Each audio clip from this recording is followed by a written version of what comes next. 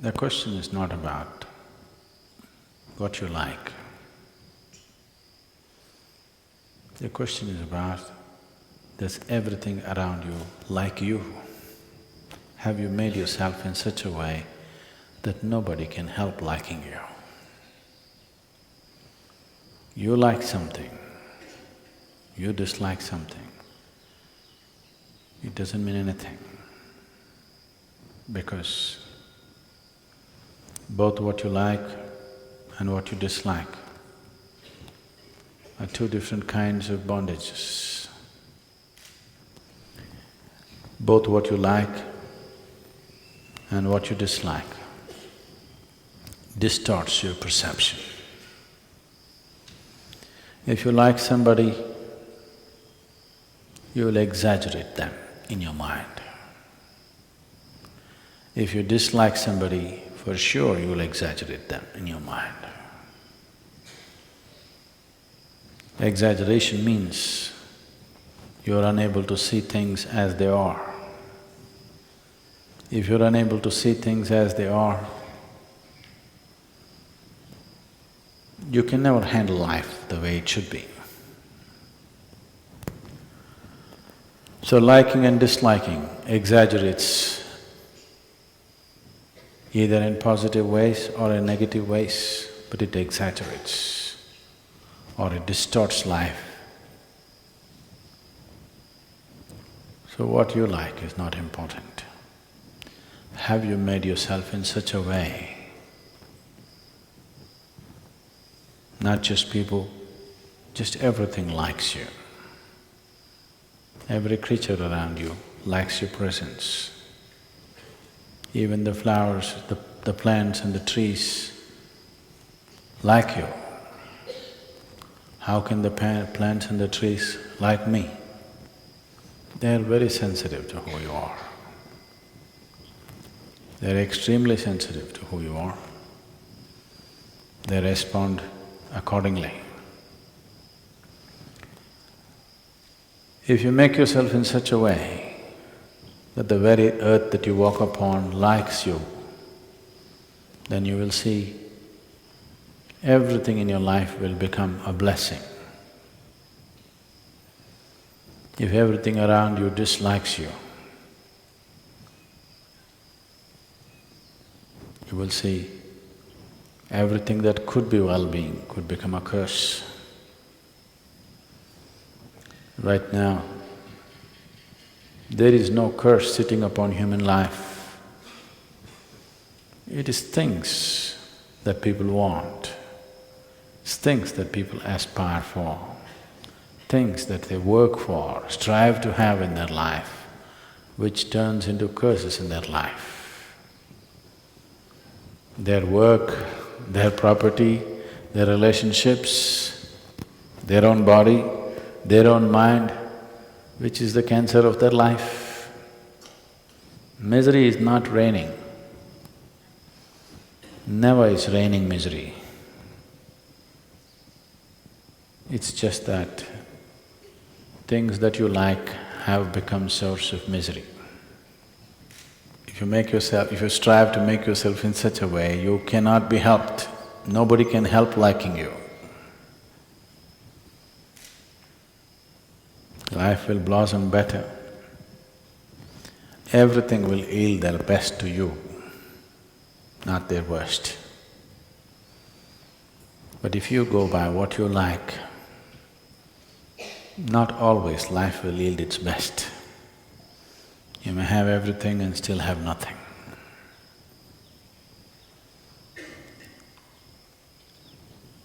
So spiritual process is not about pursuing what you like, it's about striving to make yourself in such a way, even the birds like you, the squirrels like you, it's about making yourself in such a way that every atom in this existence likes you, wants to yield to you.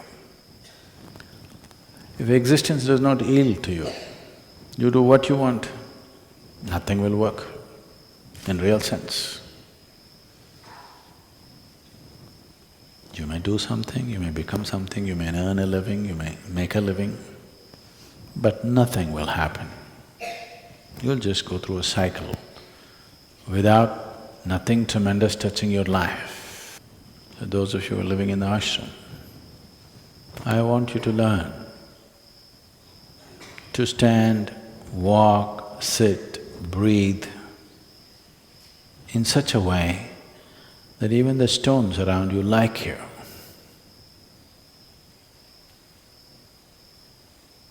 How do I know whether they like me or not? You will know for sure. If you're sensitive about being like that, you will also know, you will also be sensitive enough to know that. If you are never sensitive about these aspects, you will not have the sensitivity to know. Otherwise, distinctly, you will know. Do not become in such a way, everything has to be shouted into your ears. You must become in such a way, if you look at somebody before they speak, you know. For this, you need a certain sense of receptivity. Receptivity will not happen to you if you're too full of yourself. The less you are, the more you receive. The more you are, less you receive. If you're too full of yourself, nothing bigger than your nonsense will happen to you. If there's no such thing as myself, you simply sit here, the whole existence will dance within you. You will become an instrument of the Creator. Otherwise, you will be a bundle of thoughts, emotions, prejudices and rubbish. This is the choice every human being has. Either to exist here as a limb of the Creator, as a Ishanga, we're calling them these days, or to exist here as a bundle of thoughts, emotions and nonsense that you have gathered. This choice is available to us every moment of our life, continuously choosing to be like that. If this striving is there, it will deliver you to a different place of gracefulness, where every stone, every pebble, every rock, every tree, every atom in the existence speaks to you in a language that you can know. Otherwise, you are alone in this vast existence, feeling constantly insecure, unstable, psychologically challenged. It's a choice. It is not a gift, it is a choice. One makes the right choice, right things will happen. One makes the wrong choice, wrong things will happen. It's a very fair and just existence, I want you to know. It doesn't spare anybody. It doesn't spare anybody. It's not like a social structure that some people can get away with wrong things. In this existence, it doesn't spare anybody. It doesn't matter who you are. If you jump off the roof, the earth will break your leg. Yes? Raja, Ranka, Fakir, everybody. Nobody is spared. Doesn't matter who you are, no exemptions. And nobody is barred. Anybody who is willing, for everybody the possibility is open. For everybody, the stick is also there. You make the right choices, everything is open. Make the wrong choices, everything will need you in a different way. So if pain comes, suffering comes, misery happens, it's not time to look around. This is always the problem. If you are miserable, you think somebody else need to be fixed. No, no, no, no. If you are miserable, this needs to be fixed, not somebody else. No, I'm miserable, fix the situation for me. No, no, no. If you're miserable, who should be fixed? If you are sick, who should be given the medicine? Shall we give it to somebody else when you're sick? If you are hungry, shall we give the food to somebody else? No. It only works if you give it to this, isn't it?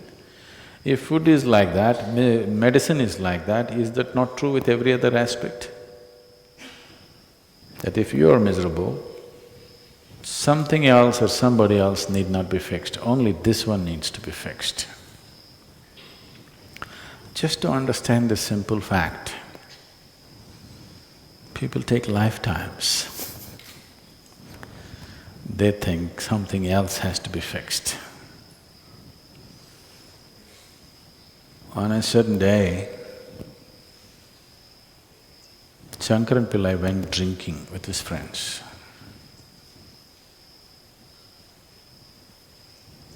Yogis and drunkards both are timeless, you know. They don't know the passage of time. He went drinking. He intended to go back home at 8 o'clock, but drink after drink and time, he became unconscious of time. When he looked at the watch, it was 2:30 a.m. So he thought it's really late and he wants to get back home quickly, so he took a shortcut. And he was walking through this shortcut on his unsteady legs, and he fell into a thorny bush. His whole face was scratched up. So in this condition, he went home and tried to find the keyhole. That took another half an hour. Opened, went inside, went into the bathroom and looked at himself in the mirror. He was bleeding all over the face. So he opened the medicine chest, fixed himself whichever way he could, and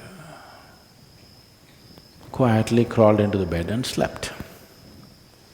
Morning 8 o'clock, his wife took a bucket of cold water and threw it in his face. He got up, said, "You idiot, once again drinking?" He said, "No, honey, I haven't touched a drop. 6 months ago when I promised, since then I haven't touched a drop." She held him by the shirt, dragged him into the bathroom and showed him. The band-aid was all over the mirror.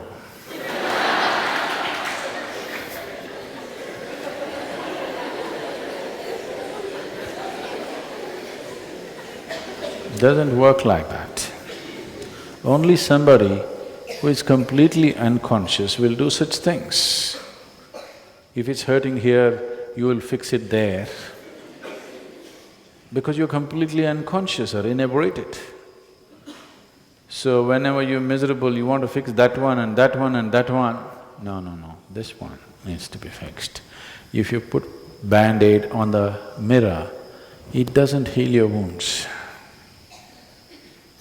You have to attend to the wound.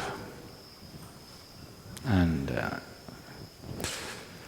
both your miseries and joys are caused from inside, so it needs to be attended here, not somewhere else. The sooner you learn this, the more graceful and wonderful your life will become.